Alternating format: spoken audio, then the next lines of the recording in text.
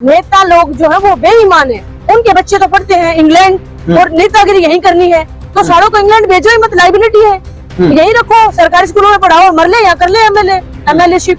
आपको क्या फायदा जब लंदन पढ़कर भी आपको यहाँ अपने एसएससी करानी है, दंगे भड़काने हैं, गरीब लोगों को मरवाना है, तो आप लंदन क्यों जाते हो, न्यूयॉर्क क्यों जाते हो? विपक्ष से कोई उम्मीद ना करे। विपक्ष अपनी कुर्सी की लड़ाई लड़ेगा या हमारे मुद्दों की लड़ाई लड़ेगा? बिल्कुल नहीं लड़ेगा। उनके तो बच्चे संसद में जाएंगे, विधानसभा जाएंगे, तो ये हमें फर्क करना पड़ेगा। तो अभी मैंने कांड करे नहीं है, जरूरत पड़ी तो करेंगे, वही क्या करेंगे। तो ये फेलियर है 100%। मुंह जैसी सेंसिटिव जगह पर ये हुआ है तो सरकार का प्रायोजित है। आई मस्ट से बिल्कुल ये सरकार का करा धरा है सब कुछ। आजादी मिलते ही पहले गांधी को मारा। 1948 में इनके पास बंदूक कहाँ से आई और इनको गोली चलाने आती थी गोडसे को। गोडसे कोई बच्चा तो था नहीं, आजादी की लड़ाई में तो उसने गोली नहीं चलाई। सैंडर्स किसने मारा? उधम सिंह ने, भगत सिंह, उन्होंने पंगे लिए, लेकिन गोडसे ने कौन मारा? गांधी। तो गोडसे में यात्रा करनी है तो भाई कर लो, कहीं ऐसी जगह कर लो जो सेंसिटिव नहीं है, और नू तो पहले से ही सेंसिटिव है, और आप वहाँ पर ही दंगे भड़काने का काम कर रहे हैं। तो 100% गृह मंत्री मुख्यमंत्री दोनों का इस्तीफा बनता है।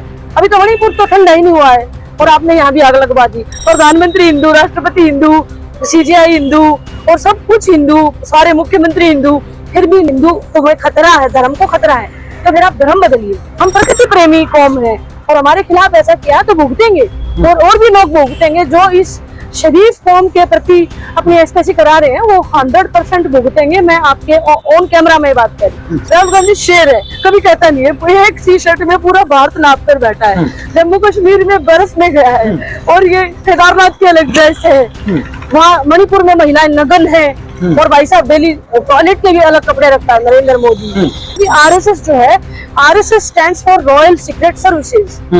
बाद में इन्होंने नाम चेंज किया। 1947 से पहले ये मुखबिर थे। जैसे अब सावरकर को इन्होंने आजादी का हीरो बता रखा था, बाद में पता चला उसकी तो माफी नाम है। दुष्यंत चौटाला इस कदर लिप्त है कि उसके हाथ क्या, वो तो पूरा ही भरा पड़ा है, सना पड़ा है भ्रष्टाचार में, और वो is a part of the system. तो वो ये दुष्यंत चौटाला की औकात नहीं है ये सब करने की। ज्योत्सना जी, आप बीजेपी से इतना जलते क्यों? मैं बीजेपी से नहीं जलती हूँ, मुझे क्या लेना देना बीजेपी, मैं तो कांग्रेस को भी गाली देती हूँ। ये गांधी का देश है। गांधी आपने देखा लुंगी पर आ गए थे और उन्होंने कुर्ता भी त्याग दिया था, जबकि वो अमीर बढ़िया था। तो मोदी तो कहता है कि मेरी माँ तो बर्तन मांजती थी, मैं तो भीख मांग के खाता था। तो भैया तेरे कपड़े तो देखो, ये स्टाइलिश कपड़े, Manish Malhotra type designer cloth कहाँ से आ रहे हैं? ये गरीब देश है हमारा देश इतना अमीर नहीं है कि एक बुढ़े के लिए हम इतने कपड़े अफोर्ड कर पाएंगे। के लिए आप इस तरह के शब्द इस्तेमाल कर रही हैं। यही तो बात है कि जो आपको दिखा रहे कि आप अंदर से उनके खिलाफ कोई षड्यंत्र रचते हैं, जलते हैं। राहुल गांधी में एक फर्क है। पहली बात तो उसके घर में सब प्रधानमंत्री रहे हैं और एक लेगेसी है उनके नाम। उसका बाप शहीद हुआ है 44 साल की उम्र में, उसकी माँ ने यहीं पर अपना विधवापन काटा है। मैं तो कहती हूँ कि सोनिया गांधी को ट्रोल करने वाले लोगों को ये समझना पड़ेगा कि ये औरत 20 साल की हिंदुस्तान आ गई थी, उसके बारे में भी अनाप शनाप बोला गया है। और राहुल गांधी त्याग की मूर्ति है। 2009 में वो प्रधानमंत्री बन सकता था, कोई नहीं रोक सकता था, उसकी माँ भी बन सकती थी, लेकिन वो नहीं बने। पूरे हिंदुस्तान के पास असली इतिहास नहीं है, वो किताबें सिर्फ ज्योत्सना गुलिया ने पढ़ी हैं। नहीं, पूरे हिंदुस्तान को ये पता चल गया है कि आरएसएस और भाजपा देश के लिए कितनी खतरनाक है। तो मैं सोच रही हूँ कि इनका एंड है। राम, पहली बात तो राम इतना कमजोर नहीं है कि उसको इनकी जरूरत पड़ेगी। अब तो खैर मोदी भी बौखला गया है, मोदी भी अब डरा हुआ है। आप प्यार से ही चला सकते हैं देश को भी, दुनिया को भी। नफरत आप ज्यादा दिन टिकती नहीं है। आमतौर पर कोई भी अगर इस प्रकार की बात कहता है तो उसको या तो जेल में ठोस दिया जाता है या फिर उसके खिलाफ कोई ना कोई बड़ी कार्रवाई अमल में लाई जाती है। तो आप भी उनमें से एक हो सकते हैं। मतलब बांध सर पर बांध कफन जो निकले बिन सोचे परिणाम दे। तो मैं उस लेवल की हूँ कि अगर ये जेल में ठूस भी देंगे तो कोई बात नहीं, वहाँ से भी हीरो बन के निकलूंगी। मेरे को नहीं, मैं बॉर्न लीडर हूँ, मुझे कोई फर्क नहीं पड़ता। ज्योत्सना ने अपने आप को चमकाना है, उससे बड़ा गुंडा है ब्रजभूषण, और ऊपर से चुनाव है। तो मैंने तो पहले बोल दिया था नरेंद्र मोदी कुछ नहीं बिगाड़ पाएगा, क्योंकि बहुत सारी सीटों पर दखल रखता है, बाहुबली है वो, और लड़कियों ने पंगा लिया है और एक ट्रेंड सेट किया है। हमने आपकी सोशल जो प्रोफाइल है उसको चेक किया तो आपने कहीं पर भी कांग्रेस को गालियां नहीं दे रखी, बल्कि राहुल गांधी के काफी सारे फोटो आपने शेयर कर रखे हैं। तो मतलब इस पूरे देश में क्या सिर्फ ज्योत्सना ही समझदार है जो उसके बारे में पता कर पाई है? क्या पूरा देश मूर्ख है? सोशल एक्टिविस्ट ज्योत्सना गुलिया जी अभी हमारे साथ मौजूद है और जिस प्रकार के हालात देश और प्रदेश में बने हुए हैं उन तमाम मुद्दों को लेकर आज हम चर्चा करेंगे। ज्योत्सना जी, जिस प्रकार के हालात पिछले लंबे समय से हरियाणा ही नहीं बल्कि अलग अलग इलाकों में देखने को मिल रहे हैं, उसको लेकर आप क्या कुछ कहना चाहेंगे? और विशेष तौर से जिस प्रकार से नूह और मेवात की अगर हम बात करें तो वहां पर जो हालात अभी हुए हैं, क्या लगता है आपको उसके लिए कौन जिम्मेवार है, कौन इसके लिए वास्तव में दोषी है आपकी नजर से? देखो, हर इसमें तो सरकार ही जिम्मेदार होगी ना, क्योंकि ये कहते हैं कि भाई हम तो इनपुट रखते हैं और कोई भी सीएम है या पीएम है उनको आईबी इनपुट देती है। एनआईए है तो वो क्या फ्री में फालतू लोगों में गरीब लोगों पर रेड करने के लिए रखी हुई है आपने? आप उनसे काम लीजिए, आपके पास पूरा इनपुट होगा कि भाई कोई लोग वीडियो डाल रहे हैं और वो सामाजिक असामाजिक तत्व है सो कॉल, और 2 मर्डर भी हुए थे पीछे, जुनेद और नासिर नाम के जवान बच्चों के। तो मर्डर तो दुखद है, चाहे वो हिंदू मुसलमान कोई भी मरे, हम तो एक्टिविस्ट हैं, हमें तकलीफ होती है। तो वो लड़का कोई कह रहा है कि भाई मैं ब्रजमंडल में, अरे तुम्हें यात्रा करनी है तो भाई कर लो, कहीं ऐसी जगह कर लो जो सेंसिटिव नहीं है, और नूह तो पहले से ही सेंसिटिव है, और आप वहां पर ही दंगे भड़काने का काम कर रहे हैं। तो 100% गृह मंत्री मुख्यमंत्री दोनों का इस्तीफा बनता है। अभी तो मणिपुर तो ठंडा ही नहीं हुआ है और आपने यहाँ भी आग लगवा दी। हरियाणा तो बड़ा शांत प्रदेश है, किसान मजदूरों का प्रदेश है। मेवात में भी मेव लोग बिल्कुल पशुपालक हैं, उनको कभी आए दिन उनकी प्लेट चेक करना ये सही नहीं है। पुलिस का आप गलत इस्तेमाल कर रहे हैं, पुलिस को काम करने दो, लोगों की सुरक्षा करने दो। रक्षक भक्षक बन जाएंगे तो कैसे जिएंगे? लेकिन ज्योत्सना जी, अगर हम सरकार की बात करें तो सरकार की तरफ से कहा जा रहा है कि हमने तमाम वो एहतियात बरते हैं जो होने चाहिए। आप मेरे पीछे यहाँ पे भी देख सकते हैं, ये मस्जिद है गुरुग्राम में, अभी हम मौजूद है और वहां पर भी कितनी सिक्योरिटी लगाई गई है। तो आप कैसे कह सकते हैं कि पुलिस का फेलियर है या फिर सरकार काम नहीं कर रही है? देखिए, समय रहते अगर आप ये सब करते तो ये ऐसा नहीं होता ना। हुड़दंगबाजी हुई है, सब दुकानें बंद है, सामान लूटा जा रहा है, हत्याएं हुई है, इंजरी है, कैजुअलिटीज है। मेदांता मैंने कल दिया था इवनिंग तक, तो इसका मतलब आपको पहले नहीं पता था। तो ये टोटल सिस्टम का फेलियर है, एडमिनिस्ट्रेशन का फेलियर है। आपको पता ही नहीं चल रहा है कि पुलवामा में क्या होने जा रहा है। सीमा हैदर कैसे एंट्री कर गई, कितनी सीमा हैदरों ने एंट्री करी होगी। सीमा हैदर तो चलो बेचारी घरेलू है, लेकिन बाकी कितनी औरतों ने करी होगी जो ऑफ द रिकॉर्ड है, तो कैसे पता चलेगा हमें? तो ये फेलियर है 100%। नूह जैसी सेंसिटिव जगह पर ये हुआ है तो सरकार का प्रायोजित है। आई मस्ट से बिल्कुल ये सरकार का करा धरा है सब कुछ। लेकिन अगर हम हरियाणा सरकार की बात करें तो हरियाणा के मुख्यमंत्री ने एक बड़े लेवल की मीटिंग बुलाई है, गृह मंत्री को भी वहां पे बुलाया गया है और विशेष तौर से बहुत माइन्यूट तरीके से फोकस करने की बात कही है। अभी क्या फायदा, जब पहले देखिए, आप जब से आए हैं सत्ता में, हरियाणा की सत्ता की बात कर रही हूँ मैं, 2014 के एंड में आए थे। फरवरी 2016 में इन्होंने बड़ा कांड करवा दिया था। विशेष जाति को लेकर इन्होंने बदमाशी फैलाई थी, 35 बनाम 1 करके। उनके बच्चों को इन्होंने अंदर कराया और मैं पर्सनली मिली हूँ। उन बच्चों का वकील खड़ा करने का ब्योंत नहीं था। उनके बच्चे फंसाए, टॉर्चर करवाया, 3rd डिग्री टॉर्चर दिलवाया और न जाने क्या क्या धाराएं लगवाई। और तो और मुरथल में फर्जी गैंग रेप की घटना दिखाई गई। मैं उन दिनों मुंबई में थी तो वहाँ के मीडिया ने मुझे कहा कि आपके लड़कों ने रेप करा है। मैंने कहा नहीं, हमारे लड़के रेप नहीं करते हैं, हमारे इतने संस्कार गिरे हुए नहीं है। मार पिटाई होगी, छिना झपटी, लात गुस्से चल गए होंगे, मर्डर कर सकते हैं, लेकिन बलात्कार बहुत घिनौनी घटना है और वो हुआ भी नहीं। तो मैं फिर से आपके चैनल के माध्यम से कहना चाहती हूँ, जो लोग आज भी मुरथल गैंगरेप को गैंगरेप मानते हैं, मैं कहती हूँ वहाँ पर पहली बात तो कुछ हुआ ही नहीं। नरेश संघी हाईकोर्ट का जज था और जिस जज की ये स्टोरी जागरण के साथ मिलकर जो रायता फैलाया था, और वो जज इधर क्या नाम, साउथ में हैदराबाद में कोई तिरुमाला पता नहीं तिरुपति पे दर्शन करने गया था और वहीं के वहीं वो ढेर हो गया था। प्रकृति ने तुरंत सजा दी थी। हम प्रकृति प्रेमी कौम है और हमारे खिलाफ ऐसा किया तो भुगतेंगे, और भी लोग भुगतेंगे जो इस शरीफ कौम के प्रति अपनी एस्पेसी करा रहे हैं, वो 100% भुगतेंगे। मैं आपके ऑन कैमरा में बात करी। ज्योत्सना जी, अगर हम बात करें विपक्ष की, तो आए दिन इस प्रकार की घटनाएं हरियाणा में घट रही हैं। कहीं पे मर्डर होता है, कहीं पे रेप होता है, कहीं पे किसी प्रकार की घटनाएं होती है। तो आपको नहीं लगता कि जो विपक्ष पहले सड़कों पर देखने को मिलता था, जो विपक्ष एक अपनी महत्वपूर्ण भूमिका निभाता था, आम जनता को उम्मीद रहती थी कि वो अपनी बात विपक्ष के माध्यम से रख सकते हैं, लेकिन अभी आपकी नजर में कहाँ है विपक्ष? मैं आपको बताती हूँ कि विपक्ष और विपक्ष दोनों की लड़ाई है कुर्सी की। कोई भी लीडर आएगा, आप ये देखिए कि उसका बेटा तो संसद में जाएगा, और हम एक पुलिस के सिपाही भर्ती कराने के लिए हमारी जद्दोजहद है, हमारी सोच ही नहीं बढ़ रही है ऊपर। तो विपक्ष से कोई उम्मीद ना करे, विपक्ष अपनी कुर्सी की लड़ाई लड़ेगा या हमारे मुद्दों की लड़ाई लड़ेगा, बिल्कुल नहीं लड़ेगा। उनके तो बच्चे संसद में जाएंगे या विधानसभा जाएंगे।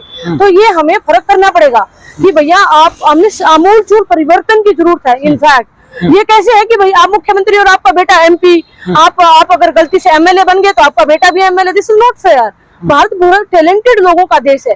तो ये थोड़ी कि गरीब का बच्चा तो सिपाही बनेगा या फौज में भर्ती होगा या खेती करेगा या मजदूरी करेगा। किस लिए भाई? उनको भी सांसद बनने का मौका दो, आप शहादत का मौका लो, आप सीमा पर जाओ, वहां पर लड़ो। जी लेकिन अगर हम गठबंधन सरकार की बात करें तो दुष्यंत चौटाला की तरफ से भी बयान आया है कि हम किसी भी दोषी को बख्शेंगे नहीं जिसने भी उत्पात मचाया है। हाँ, दुष्यंत चौटाला को तो पूरा हरियाणा जानता है और मैं तो ऑन कैमरा भी बोल देती हूँ कि दुष्यंत चौटाला इस कदर लिप्त है कि उसके हाथ क्या, वो तो पूरा ही भरा पड़ा है, सना पड़ा है भ्रष्टाचार में, और वो he is a part of the system. तो वो ये दुष्यंत चौटाला की औकात नहीं है ये सब करने की, और ना ही विपक्षियों की है। ये तो आम जनमानस को अपनी लड़ाई खुद लड़नी पड़ेगी। सड़कें बंद करनी पड़ेगी, शहर बंद करने पड़ेंगे, रेल बंद करनी पड़ेगी, एयरपोर्ट बंद करने पड़ेंगे, जब जाके बात करेंगे। ज्योत्सना जी सोच लीजिए, आप भड़काने की बात कर रही हैं, क्योंकि आमतौर पर कोई भी अगर इस प्रकार की बात कहता है तो उसको या तो जेल में ठोस दिया जाता है या फिर उसके खिलाफ कोई ना कोई बड़ी कार्रवाई अमल में लाई जाती है। तो आप भी उनमें से एक हो सकते हैं। मेरे फादर सर्वोदय मूवमेंट के हीरो रहे हैं, बाबा वो सॉरी विनोबा, संत विनोबा के साथ। संत विनोबा, उनको जूनियर विनोबा कहते थे, और उनका एक स्लोगन होता था, बांध सर पर बांध कफन जो निकले बिन सोचे परिणाम रे। तो मैं उस लेवल की हूँ कि अगर ये जेल में ठूस भी देंगे तो कोई बात नहीं, वहां से भी हीरो बन के निकलूंगी। मेरे को नहीं, मैं बॉर्न लीडर हूँ, मुझे कोई फर्क नहीं पड़ता। ये शाम दाम दंड भेद कोई कुछ कर ले, मैं को आम जनमानस की लड़ाई लड़ती रहूंगी, सड़कों पर लड़ती हूँ, मैं नहीं घबराती। मतलब ज्योत्सना ने अपने आप को चमकाना है। हाँ, चमकाना नहीं है, मेरे को दर्द होता है अंदर, संवेदनशील हूँ मैं। अगर किसी को भी कोई प्रॉब्लम आ रही है तो मैं सड़कों पर उतरती हूँ। बचपन से मेरी आदत है, 20 साल से, पिछले 22 साल से इनफैक्ट मैं हर एक मोमेंट का 22 साल से आप हर एक मोमेंट का हिस्सा। क्या कभी जेल जाने का मौका मिला? नहीं, जेल में इसलिए नहीं गई क्योंकि मैं थोड़ी पढ़ी लिखी हूँ और तहजीब से रहती हूँ। तो अभी मैंने कांड करे नहीं है। जरूरत पड़ी तो करेंगे, भाई क्या करेंगे। और अगर ऐसे ही हमारे लोगों को पीसते रहेंगे तो we can go to any extent। लेकिन बहुत बार जो मूवमेंट का हिस्सा होते हैं, जो अग्रणी पंक्ति में रहते हैं, उनके साथ तो बहुत सारी घटनाएं घटती है। तो आप कहीं मिलके तो नहीं ऐसा काम करते कि सरकार के साथ मिलके आप जनता को इस प्रकार से? नहीं, जैसे आप अभी आपकी बात काट रही हो, बता भी रही हूँ आपको। जिस दिन टिकैत रोया था गाजीपुर में भी थी और हम अरेस्ट होने वाले थे, क्योंकि टिकैत ने माइक से घोषणा कर दी थी और मैं भी लाई थी। हमने कह दिया भाई अरेस्ट होंगे। हमने सबने अपने घर फोन कर दिया था कि भाई यूपी पुलिस कहाँ ले जाएगी हमें मालूम नहीं है। तो फिर टिकैत ने भी बोल दिया था कि भाई आप गोली मारो, तो हम मर भी सकते थे। तो वो तो आंदोलन जीवी का तो ये है ना कि हमें भरोसा थोड़ी है। अगर मैं आपके साथ यहाँ खड़ी हूँ और यहाँ दंगाई आ जाए तो गोली को थोड़ी पता है कि ये पुलिस है या कोई आंदोलन जीवी है। वो बहुत किसी को भी लग सकती है। अगर मैं आज तक जिंदा हूँ या जेल नहीं गई हूँ तो वो दिस इज माई लक। तो मिलना तो कुछ नहीं है, मिलने वाली क्या लूंगी मैं। इन ग्लैमर से ऊपर उठ चुकी, रोटी कपड़ा मकान नून तेल की लड़ाई से ऊपर उठ चुकी हूँ। मुझे इन चीजों से फर्क नहीं पड़ता। आपने अभी राकेश टिकैत की बात की, तो जो बेटियां देश के लिए मेडल लेके आई थी, जब वो आंदोलन कर रही थी तो उनसे मेडल लिए थे ये कह के कि आपको न्याय दिलाएंगे, लेकिन वो बेटियां आखिरकार लास्ट में अपने घर बैठ गई। वो आपको नहीं लगता कि टिकैत साहब वहां पे भी कुछ सेटिंग कर गए? बार बार लड़कियां कह रही थी कि हमारी लड़ाई एक बाहुबली से है, गुंडे से है। तो वो जो अतीक को इन्होंने बाहुबली कहकर मारा है, गुंडा कहकर मारा है या मरवाया है योगी ने, उससे बड़ा गुंडा है ब्रजभूषण। और ऊपर से चुनाव है। तो मैंने तो पहले बोल दिया था नरेंद्र मोदी कुछ नहीं बिगाड़ पाएगा, क्योंकि बहुत सारी सीटों पर दखल रखता है, बाहुबली है वो। और लड़कियों ने पंगा लिया है और एक ट्रेंड सेट किया है।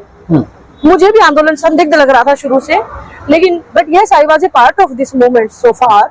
तो मैं आपको ये बता रही हूँ कि जो लड़कियों ने जो ट्रेंड सेट करा है, तो आगे मेरे हिसाब से कि जो नई बच्चियां आएंगी उनका शोषण करने से पहले सोचेंगे लोग कि आंदोलन भी हो सकते हैं। उनको फायदा मिला या नहीं मिला ये मैं उतना नहीं जानती हूँ खेल के बारे में, लेकिन ये ट्रेंड सेट जरूर हुआ है। आगे लोग सोचेंगे, खेलों में बहुत ज्यादा शोषण है, आपको भी पता है, सबको पता है, हम सबको पता है कि बच्चियों का नंबर ही नहीं आने देंगे जब तक वो कोच से या खेल अधिकारियों से समझौता नहीं करती है। ये 100% है, आपको मुझे सबको पता है, जिस बैकग्राउंड से हम आते हैं हम जानते हैं सब। ज्योत्सना जी, आप बीजेपी से इतना जलते क्यों? मैं बीजेपी से नहीं जलती हूँ, मुझे क्या लेना देना बीजेपी। मैं तो कांग्रेस को भी गाली देती हूँ। मैं तो कहती हूँ कि 2G है गोदरा के मेन के खिलाफ पूरे सबूत थे, अहमद पटेल बचा के गया है। अहमद पटेल से बड़ा तो कोई कांग्रेस ही नहीं। अगर उस वे में देखेंगे तो Ahmed Patel was it guilt to that extent कि उसने इन दोनों लोगों को बचाया है। गोदरा में पूरा था, प्रेग्नेंट महिलाओं के पेट में त्रिशूल गोपा और जय श्री राम बोला। तो ऐसा कौन सा जय श्री राम है जो प्रेग्नेंट महिलाओं की रक्षा नहीं करेगा और वहां पर वो जय श्री राम बुलवाएगा कि भाई आप भ्रूण हत्या कर रहे हो? तो वो मैं नहीं समझती कि कोई मजहब नहीं सिखाता आपस में बैर रखना। आपका मजहब कोई भी है, मानव धर्म से बड़ा कोई धर्म नहीं है। फिर भी आप बीजेपी से बैर? नहीं, मैं बीजेपी की बात ही नहीं कर रही। मैं फिर से कह रही हूँ कि मैं तो कांग्रेस को भी नहीं बकसती, क्योंकि लेकिन हमने आपके सोशल जो प्रोफाइल है उसको चेक किया तो आपने कहीं पर भी कांग्रेस को गालियां नहीं दे रखी, बल्कि राहुल गांधी के काफी सारे फोटो आपने शेयर कर रखे हैं। तो इस वजह से हम ये पूछना चाहते हैं कि आखिरकार आप नरेंद्र मोदी के फोटो शेयर करके कहते हैं कि बहरूपिया, और जबकि उनके फोटो के कैप्शन में आप देती हैं पॉजिटिव कैप्शन। मैं बता रही हूँ कि राहुल गांधी शेर है, कभी कहता नहीं है। एक टी शर्ट में पूरा भारत नाप कर बैठा है, जम्मू कश्मीर में बर्फ में गया है और ये केदारनाथ की अलग ड्रेस है, वहाँ मणिपुर में महिलाएं नग्न है और भाई साहब दिल्ली टॉयलेट के भी अलग कपड़े रखता है नरेंद्र मोदी। तो इस देश में ये गांधी का देश है। गांधी आपने देखा लुंगी पर आ गए थे और उन्होंने कुर्ता भी त्याग दिया था, जबकि वो अमीर बढ़िया था।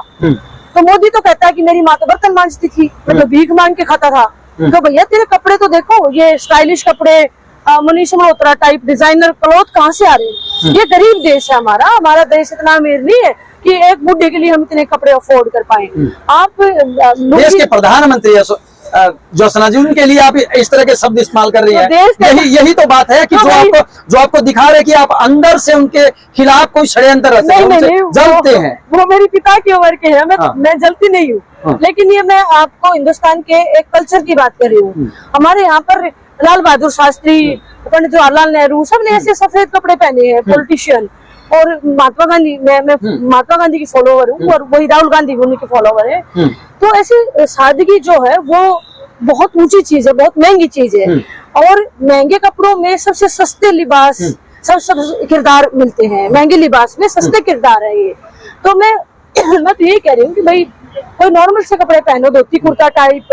आप इतने जवान नहीं हो जैसे गंदे गंदे कपड़े पहन के घूम रहे हो, गंदे लगते हो। तो आप ये कोई परेड थोड़ी हो रही है यहाँ पर, मलाई का अरोड़ा टाइप। ज्योत्सना जी, आपको क्या लगता है वास्तव में हिंदू खतरे में है? देखो, प्रधानमंत्री हिंदू, राष्ट्रपति हिंदू, CGI हिंदू और सब कुछ हिंदू, सारे मुख्यमंत्री हिंदू, फिर भी हिंदू में खतरा, हिंदू तो खतरा है, धर्म को खतरा है। तो फिर आप धर्म बदलिए। ड्रावना ये जो है मजहब, ये कायर है। ऐसे कैसे हो सकता है? देखो, हम तो हिंदू है नहीं, मैं तो हिंदू मानते नहीं, मैं तो इंसान हूँ। तो अगर आप हिंदू मतलब इतना कमजोर कैसे है कि पूरे देश में बाहुल्य यही है और क्या नाम है, सभी बड़ी पोस्ट पर भी यही बैठे हैं, उसके बावजूद भी आप डरे हुए हो, हमेशा खतरे में ही बताते रहते हो खुद को। तो भैया ऐसा कौन सा खतरा है, बस खतरे से ही निपट लो। नहीं, अगर हम प्रधानमंत्री की बात करें या तमाम बीजेपी के लोगों की बात करें, उनका कहना कि इनकी जो संख्या है वो लगातार इतनी ज्यादा संख्या में बढ़ रही है, जिससे कि ये पहले अलग मांग करते थे, अब अलग देश की भी मांग कर सकते हैं। और जगह जगह पे जो दंगे देखने को मिलते हैं, अभी नू की जैसे कि हम बात कर रहे थे, नू में भी उनके ऊपर सरेआम आरोप लगाए हैं कि उन्होंने सरेआम इतना उत्पात मचाया है जिसको देखकर हर किसी की रूह कांप उठे। देखो, जो ये अगर कहते हैं कि ज्यादा बच्चे पैदा होना खराब है, तो सबसे पहले तो आप IVF सेंटरों पे ताला लगाइए ना। जब IVF हर कोने पर IVF खुला पड़ा है, तो आप IVF बंद करिए ना। आप IVF सेंटर को क्यों खोल रखा है? आपको तो बच्चे चाहिए नहीं जी। एक तरफ तो IVF का धंधा चमका रहे हो और सैरोगेसी का धंधा चमका रहे हो, ऊपर से आप गरीब लोगों को कह रहे हो कि उनको बच्चे पैदा भी ना करे। अरे संसाधनों पे भी तुम बैठे हो और वो झोपड़ी में उनके पास है क्या? बच्चे पैदा करना ही है, तो मैं तो उनके खिलाफ ही नहीं हूँ। बच्चे 10 हो 15 हो कोई इशू नहीं है। मैं अगर फ्री होती तो मेरे भी 10 होते। तो आपको बहुत पसंद है बच्चे? नहीं, बच्चे पसंद है, लेकिन बच्चों के लिए रोजगार कहाँ है? रोजगार हम बेईमान है ना। नेता लोग जो है वो बेईमान है। उनके बच्चे तो पढ़ते हैं इंग्लैंड और नेतागिरी यहीं करनी है, तो सारों को इंग्लैंड भेजो ही मत, लाइबिलिटी है। यही रखो, सरकारी स्कूलों में पढ़ाओ, मर ले या कर ले एमएलए शिप। आपको क्या फायदा जब लंदन पढ़कर भी आपको यहाँ अपने एस्टेसी करानी है, दंगे भड़काने हैं, गरीब लोगों को मरवाना है, तो आप लंदन क्यों जाते हो, न्यूयॉर्क क्यों जाते हो? ये अपनी जवानी वहां बिताते हैं, यूरोप में, अमेरिका में, ऑस्ट्रेलिया में, और आके आरामखोरी भर यही करते हैं। तो जिन नेताओं की आप फैन है वो भी तो विदेश में पढ़ के आए हैं। राहुल गांधी की बात करें या तमाम जो कांग्रेस के नेता हैं वो भी तो विदेशों में पढ़ के आए हैं। राहुल गांधी में एक फर्क है, पहली बात तो उसके घर में सब प्रधानमंत्री रहे हैं और एक लेगेसी है उनके नाम। उसका बाप शहीद हुआ है 44 साल की उम्र में, उसकी माँ ने यहीं पर अपना विधवापन काटा है। मैं तो कहती हूँ कि सोनिया गांधी को ट्रोल करने वाले लोगों को ये समझना पड़ेगा कि ये औरत 20 साल की हिंदुस्तान आ गई थी, उसके बारे में भी अनाप शनाप बोला गया है। और राहुल गांधी त्याग की मूर्ति है। 2009 में वो प्रधानमंत्री बन सकता था, कोई नहीं रोक सकता था, उसकी माँ भी बन सकती थी, लेकिन वो नहीं बने। और अब राहुल गांधी की जरूरत इसलिए है, जैसे दक्षिण अफ्रीका से महात्मा गांधी आए थे ना, ये आजादी की दूसरी लड़ाई है, क्योंकि आरएसएस जो है, RSS stands for royal secret services. बाद में इन्होंने नाम चेंज किया। 1947 से पहले ये मुखबिर थे। जैसे अब सावरकर को इन्होंने आजादी का हीरो बता रखा था, बाद में पता चला उसके तो माफी नामे है। तो और भी मैं कहूंगी झांसी की रानी के भी माफी नामे है। तो इसलिए मैं कह रही हूँ कि इतिहास को सावरकर को आप गलत इंटरप्रेट कर रहे हैं। तो आप फिर वो पेंशन किस चीज की लेता था? आप बता दें, पेंशन किस चीज की लेता था? मतलब सावरकर को अंग्रेज पेंशन क्यों देंगे? हमें तो नहीं दे रहे। मतलब इस पूरे देश में क्या सिर्फ ज्योत्सना ही समझदार है जो उसके बारे में पता कर पाई है? क्या पूरा देश मूर्ख है जो हर जगह पे जहाँ सावरकर के बारे में नारे लगाए जा रहे हैं, उनको पूजा जा रहा है, उनको पढ़ाया जा रहा है? हाँ, तो वो तो गोडसे को भी पूछा जाएगा अभी ये भी 10 साल से ये एक बनाया जा रहा है ट्रेंड कि भाई गोडसे ने गांधी को क्यों मारा, जस्टिफाई। मैंने तीन मूर्ति भवन के एक ऑडिटोरियम में 3-4 साल पहले सुना था, आरएसएस का एक बड़ा लीडर जस्टिफाई कर रहा था कि गोडसे ने गांधी को क्यों मारा, गांधी को मारना क्यों जरूरी था। तो हमें वहीं से समझ जाना चाहिए था कि इस गिरोह ने सबसे पहले आजादी मिलते ही पहले गांधी को मारा। 1948 में इनके पास बंदूक कहाँ से आई और इनको गोली चलाने आती थी गोडसे को। गोडसे कोई बच्चा तो था नहीं, आजादी की लड़ाई में तो उसने गोली नहीं चलाई। सैंडर्स किसने मारा? उधम सिंह ने, भगत सिंह, उन्होंने पंगे लिए। लेकिन गोडसे ने कौन मारा? गांधी। तो गोडसे किसकी साइड हुआ? अंग्रेजों की साइड, क्योंकि अंग्रेजों से गांधी मरा नहीं, क्योंकि गांधी मरा नहीं करते, मरा तो गांधी अब भी नहीं है। मरने के बाद वो और ज्यादा उनके विचारों का क्या नाम प्रभाव देखने को मिलता है। और अब हिंदुस्तान में थोड़ा पढ़ गया है, पढ़कर निकाल लाए हैं असली इतिहास, क्योंकि असली इतिहास हमें नहीं पढ़ा जाता। पूरे हिंदुस्तान के पास असली इतिहास नहीं है, वो किताबें सिर्फ ज्योत्सना गुलिया ने पढ़ी हैं। नहीं, आप पत्रकार हैं इसलिए आप नहीं बता रहे, आपको भी पता है कि मैं सही कह रही हूँ। और सावरकर के ये पब्लिक डोमेन में भी है कि सावरकर पेंशन लेता था। तो कोई आए आरएसएस का आदमी बताए, मोहन भागवत आके बताए कि मैं डंगरों का डॉक्टर हूँ, और सावरकर किस चीज का डॉक्टर था, उसको पेंशन क्यों मिलती थी, अंग्रेजों से उसका क्या संबंध था, और गोडसे का और वीर सावरकर का आपस में क्या संबंध था, ये अब बताए।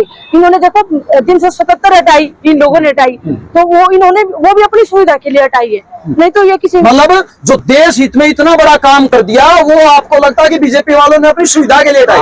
कमाल करते हैं ज्योत्सना जी, कुछ तो सोचिए। नहीं, अब देश क्या खुल रही है। और अच्छा हुआ 2014 से अब ये 24 तक है, पता नहीं 24 तक पकड़ेगा नहीं, क्योंकि हर रोज दंगे हो रहे हैं। लेकिन एक एक्सपोजर हुआ है, अभी पूरे हिंदुस्तान को ये पता चल गया है कि आरएसएस और भाजपा देश के लिए कितनी खतरनाक है। तो मैं सोच रही हूँ कि इनका एंड है अभी। दिस इज टू मच कि आपने महिलाओं को नंगा घुमा दिया 2023 में। आपने द्रौपदी को तो नंगा देखा नहीं, हमें क्या पता वो क्या पता स्टोरी भी हो, गपोड़ हो। लेकिन अब तो आपने और मैंने सबने देखा है कि महिलाओं को नंगा किया गया है, बाकायदा पब्लिक में उनके अंग नोचे गए हैं। और महिलाओं को के अंग नोचने वाले भी ऐसी महिलाओं के अंदर से निकले हैं। महिला तो जननी है ना, तो माए हैं। तो ज्योत्सना जी, आपने इतनी सारी बातें बताई है, इतना जहर आपने उगला है आम और उनके प्रति जो देश में राम के नाम पर लोगों के मन में एक श्रद्धा भाव पैदा करना चाहते हैं, आप उनके खिलाफ इतना बोल रही हैं, तो आपकी आगे रणनीति क्या रहेगी? अच्छा, मैं आपको बता रही हूँ कि राम, पहली बात तो राम इतना कमजोर नहीं है कि उसको इनकी जरूरत पड़ेगी। अगर राम इतना कमजोर होता तो क्या नाम है, नहीं मतलब मैं कह रही हूँ कि वो तो बेचारा खुद तरपाल में सोता था। अगर राम इतना पावरफुल होता कि राम करवा रहा है, वो तरपाल में सोता था खुद। और भगवान राम के नाम पर जो ये गंद फैला रहे हैं, भगवान राम ही इनको देखेगा। मैं बता रही हूँ 2002 से ये मामला शुरू हुआ था गोधरा से, इनफैक्ट पीछे से हुआ था 91, वो कार सेवक वगैरह जो भी हुआ था। मुलायम का इनके झड़प भी हुई थी, फिर बाद में मुलायम का स्टैंड नहीं था, वो आरएसएस को चढ़ गया। फिर एक लौता लीडर हिंदुस्तान में है Lalu Prasad Yadav, who has never surrendered to this ugly system so far। अगर वो क्या नाम है लालू प्रसाद यादव अगर इनको सरेंडर करते तो केंद्र में मंत्री होते, लेकिन उन्होंने रांची की बिरसा मुंडा जेल चुनी। आप ये देखिए कि जानबूझकर किसान लीडर्स को अंदर रखा जा रहा है। पिछले 10 साल में जो हो रहा है वो, अब तो खैर मोदी भी बौखला गया है, मोदी भी अब डरा हुआ है कि भैया ये देश प्यार, देखो कोई भी चीज है, love is enough to get everything done. आप प्यार से ही चला सकते हैं देश को भी, दुनिया को भी।